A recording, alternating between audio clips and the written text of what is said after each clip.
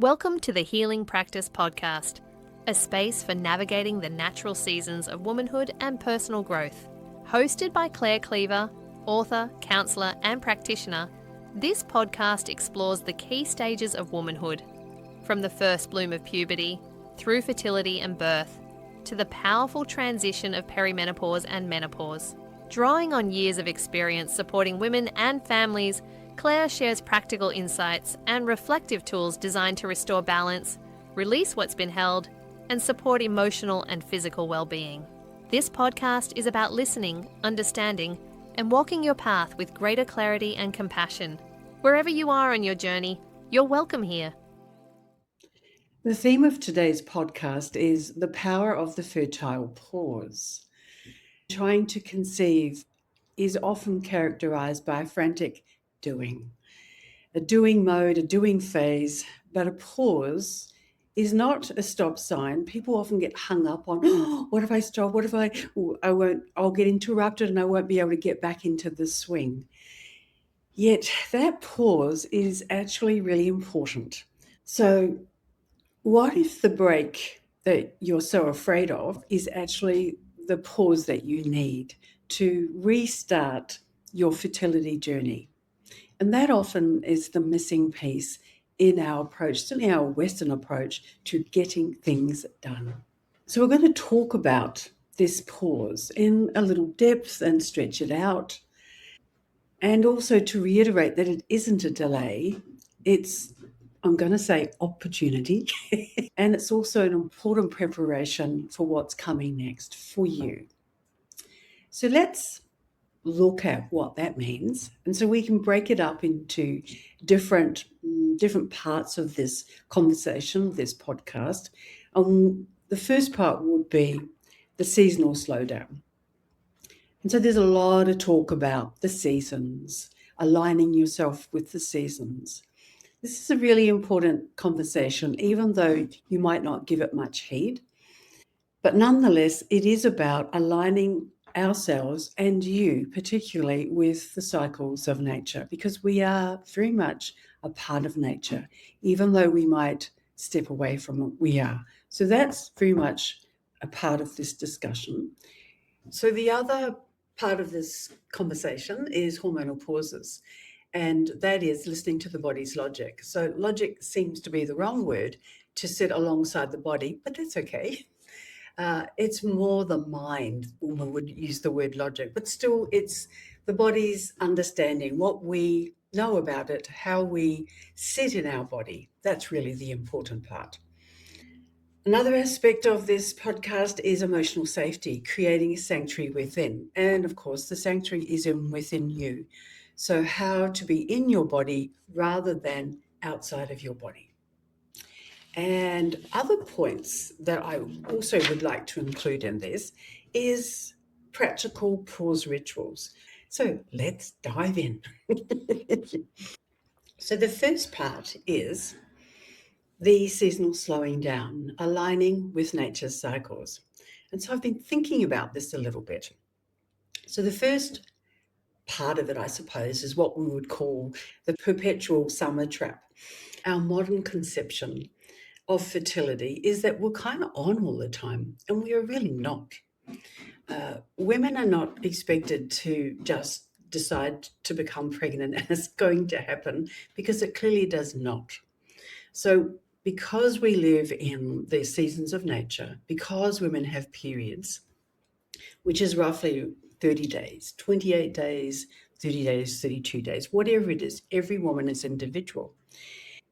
So that phase is that is divided in two parts. So she has her fertile phase when she's going to ovulate, and when the possibilities exist of a conceptors happening. Okay, and then after that, there is what's called a quiet phase, what's called the luteal phase, the time after. And in that phase, that's roughly 2 weeks or so, a woman needs to be quiet and still with herself to appreciate, gee, I've done all of this. Now I can afford to just relax and look after myself. And then There is a warm-up phase before she goes back into her ovulatory phase, the fertile phase again. And so it goes round and round. And so this is how women's periods, how their cycles are. And it is not something that is constantly on. There is an ebb and a flow, just like the tides, just like the moon. And so there is a necessary pause for the body to reset itself before the next bloom, if you like.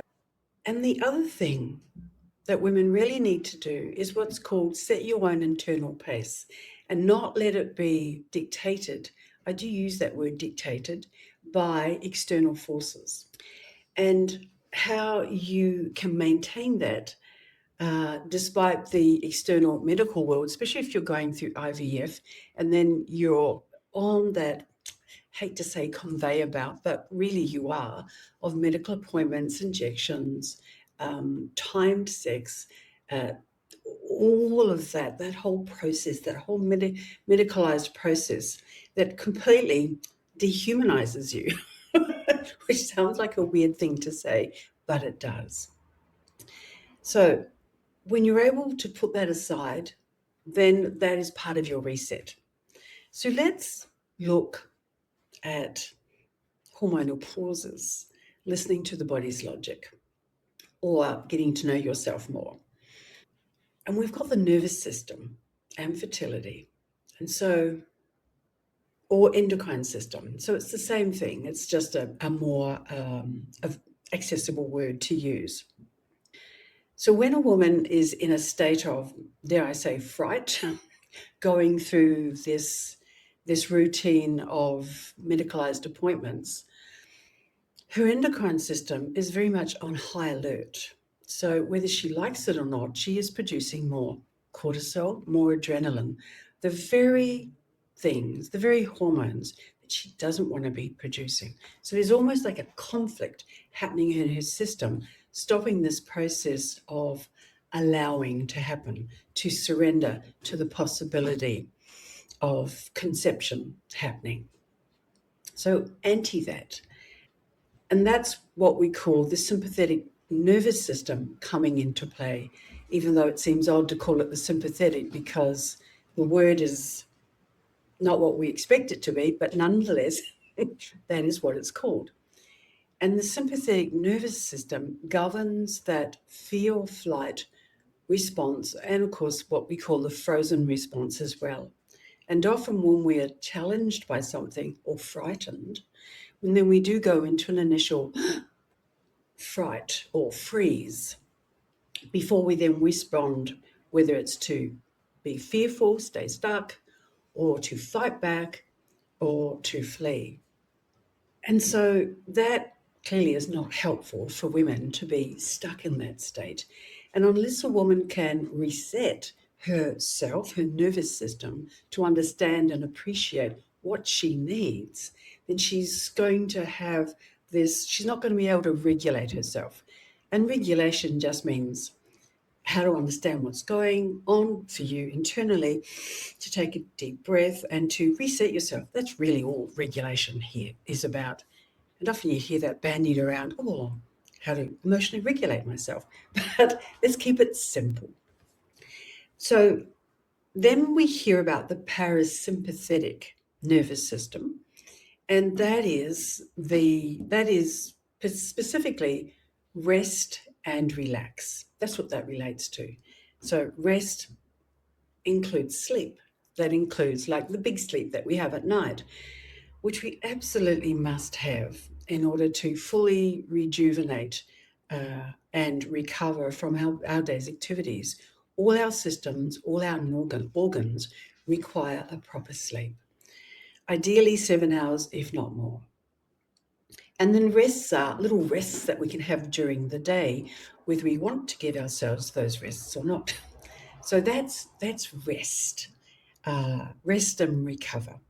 And recover in terms of even when we eat, after we've eaten, we need to be in a little state of recovery, not rush on to our next activity, which is why eating and walking at the same time, which I'm sure all of us have done eating and doing a job is really, at the end of the day, not helpful for our digestion. And often we get indigestion because we're trying to do two opposing things at the same time.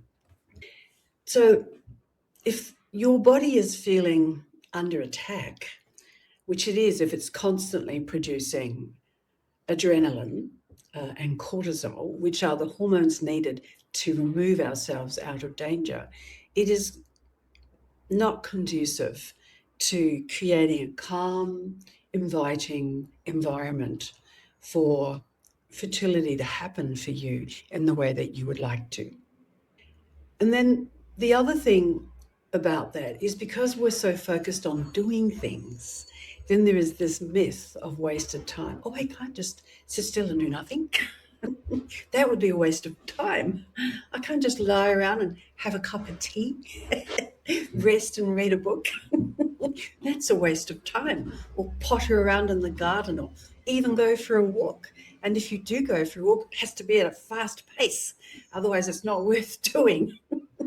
So that really is a myth, because that's such a vital function of our parasympathetic nervous system to rest and recover.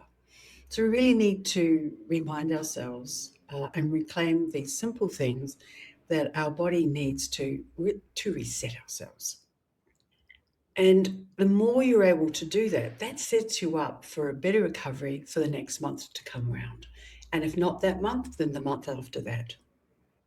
Now, let's move on to the emotional safety. And this is about creating a sanctuary within. And so I had a few thoughts about that. And my thinking was that how important it was, how to re-invite yourself back into your body. Because often we sit inside our body, but our awareness is very much governed by external stuff. So that's the invitation that I would put to you, how to re-invite yourself back into your body. And there are different ways of doing that, but I'll come back to that. So in this pause, which is about creating a sanctuary within, and really that's about rest and recovery, you need to find time to be on your own.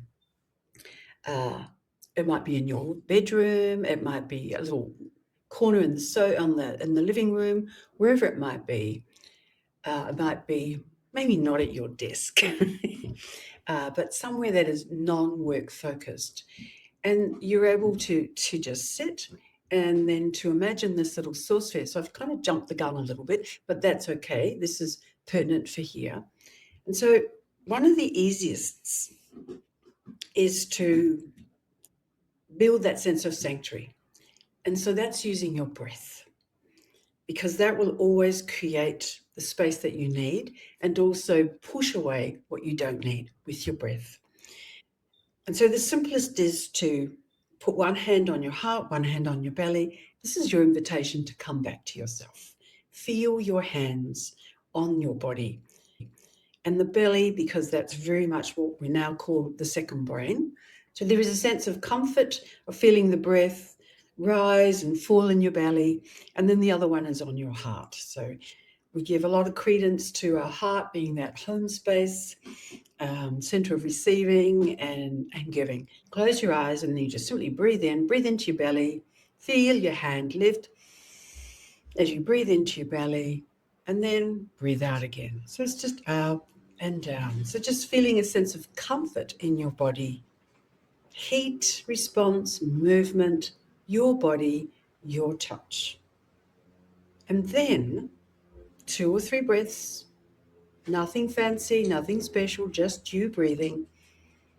Come back to that heart space and start to imagine a very small little source sphere. Imagine what a sphere looks like. It's like that, a little elliptical shape. Give it a color. I'm going to make mine gold. You can make yours yellow, orange, or white, something like that, something celestial. And so there you are. You're feeling it small. It starts to take up a little more space. It starts to expand. And that's your internal sense of self, your very home of hearts, if you like. And it expands bigger and bigger. It fills your body into your belly, and then it just grows bigger through your legs into your feet, through your head, through your back, and all around you, and until you start to feel surrounded by this beautiful, calming, safe, and protective source sphere of energy, because this is what it is.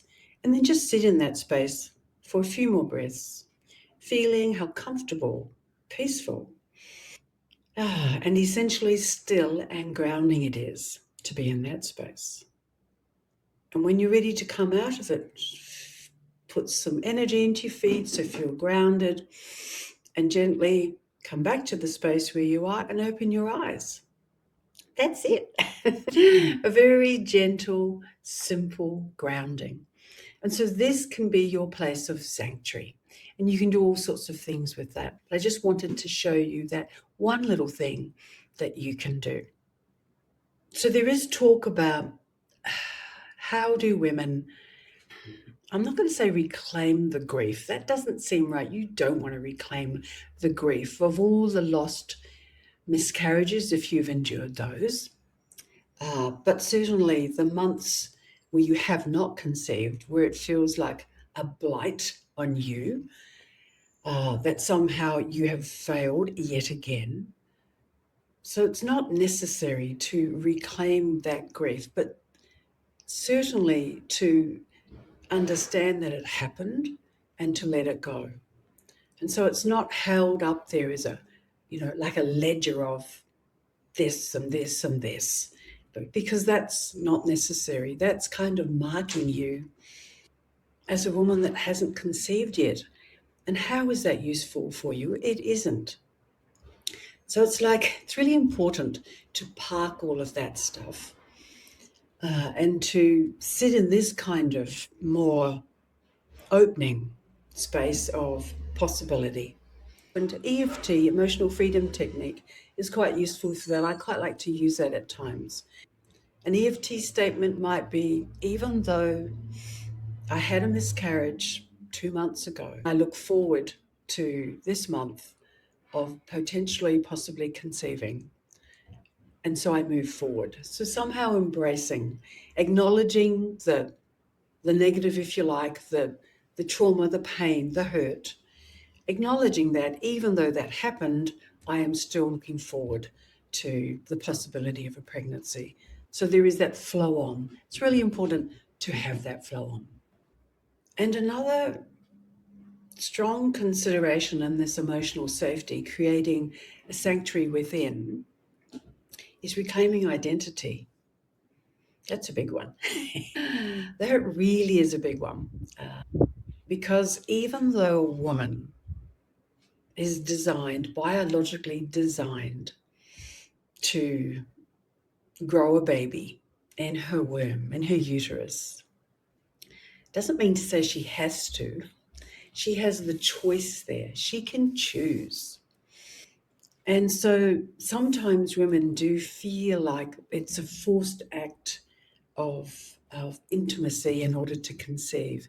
That's not going to help the loving act of intimacy unfold or turn into a conception. If there's any sense of being coerced, which is a strong word. So a woman's identity, reclaiming her identity, is really key here.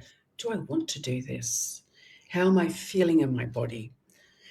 So again, that comes back to a boundary reset. It comes back to how do you invite yourself back into your body if you feel insecure about your boundaries. Who's in charge here? And that seems like, what do you mean who's in charge here? I'm in charge, aren't I? But sometimes it's really curious to ask yourself, am I? How do I show that I am in charge of me? How do I demonstrate that in my world, in my daily world, in the things that I say, in how I think, in my behavior, my actions? How do I really demonstrate that? And so it's about demonstrating it to yourself first and foremost. And just like all the old values that we can think about. In order to respect somebody else, we have to respect ourselves first.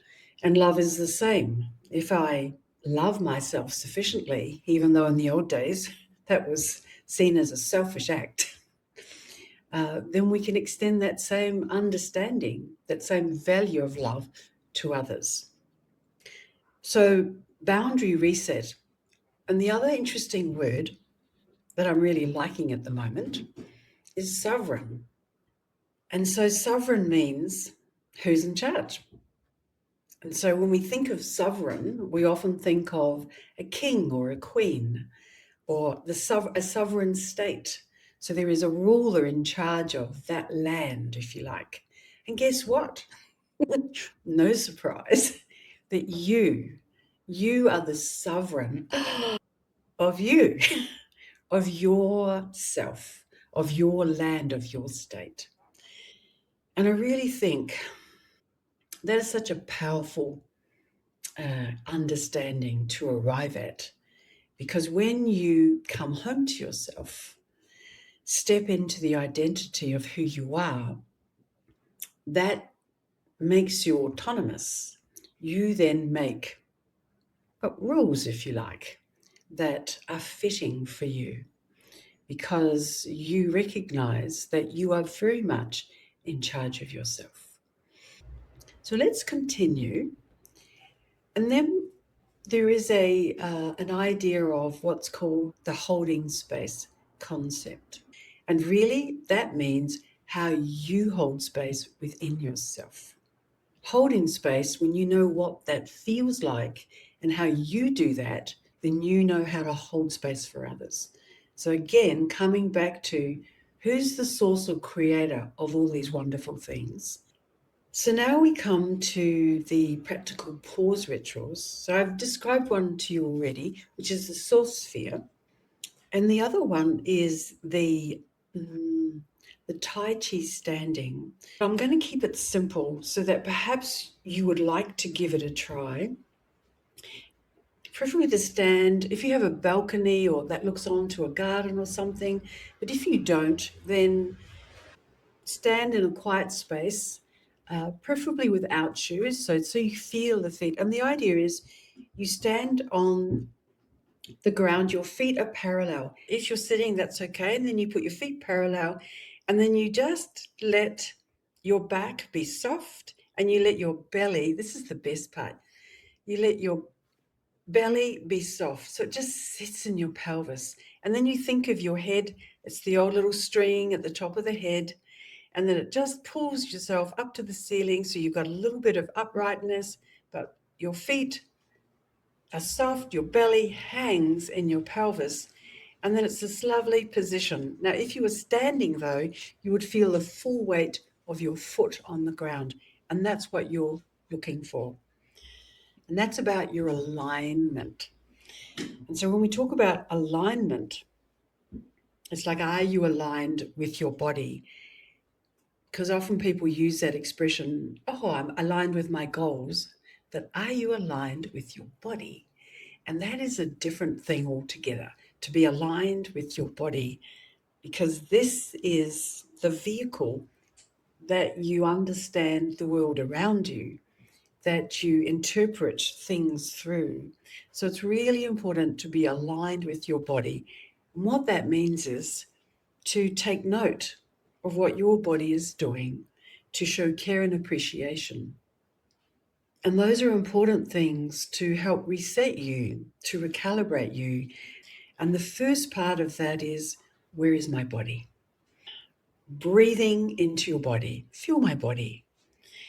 And so easy ways, for instance, of being more in your body is thinking about how many hours do you sit at a desk? Ouch. For so many of us, that's a lot of hours multiplied by a lot of days. That's a long time.